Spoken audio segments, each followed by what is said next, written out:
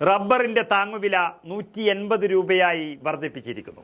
കഴിഞ്ഞ ദിവസം ഇതുമായി ബന്ധപ്പെട്ട് Mani group chairman Jose K Mani നടത്തിയ ചില നാടകങ്ങളെക്കുറിച്ച് നമ്മൾ റിപ്പോർട്ട് ചെയ്തതാണ്.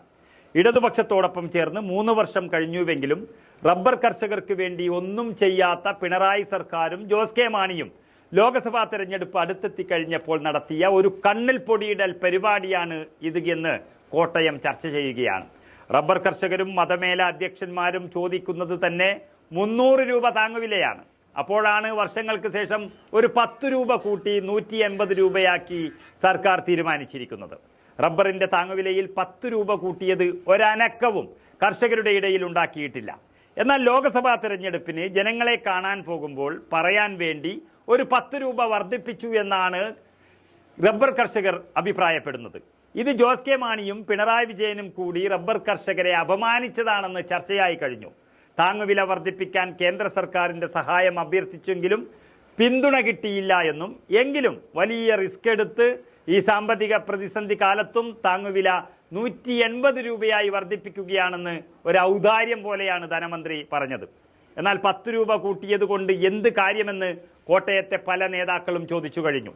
10 പൈസ കയ്യിലെടുക്കാനില്ലാത്ത കേരള സർക്കാർ ഇങ്ങനെ പദ്ധതികൾ പ്രഖ്യാപിക്കുമ്പോൾ തന്നെ അത് ഒരു തട്ടിപ്പാണോ എന്ന് ചിലർ സംശയിക്കുന്നു. അവസാനം പറഞ്ഞതൊന്നും നടക്കാതെ വരുമ്പോൾ അത് കേന്ദ്രം പണം തന്നിട്ടില്ല എന്നുള്ള കാര്യവും കടം വെട്ടിച്ചുരുക്കിയെന്നുമൊക്കെയാണ് ഒഴിവ് കഴിവ് ഈ സർക്കാർ പറയുന്നത്. ഇത് തന്നെയാണ് ഇനി ആവർത്തിക്കാൻ പോകുന്നത് എന്നും ജനങ്ങൾ ഭയക്കുന്നു. അതുകൊണ്ട് എല്ലാ മാസവും ജനങ്ങളെ, പ്രത്യേകിച്ച് റബ്ബർ കർഷകരെ കബളിപ്പിക്കാൻ ഫേസ്ബുക്കിൽ പോസ്റ്റ് ഇടുന്ന ജോസ് കെ മാണി ഇത്തവണ 10 രൂപ നേടിയെടുത്തു എന്ന് പറയുന്നതിൽ ആർക്കും ഒരു അതിശയോക്തിയുമില്ല. 300 രൂപ മിനിമം താങ്ങുവില കാണുന്ന കർഷകരും ബിഷപ്പടക്കമുള്ള മത അധ്യക്ഷന്മാരും ഈ കണ്ണിൽ പൊടിയിടാനുള്ള 10 രൂപ കണ്ട് മയങ്ങാനൊന്നും പോകുന്നില്ല എന്നാണ് പൊതുവെയുള്ള അഭിപ്രായം. കർഷകരുടെ പ്രശ്നം പറഞ്ഞ ചാഴിക്കാടൻ MP-യെ പരസ്യമായി അപമാനിച്ച മുഖ്യമന്ത്രി ഒരു ഔദാര്യമായി നൽകിയിരിക്കുകയാണ് 10 രൂപ.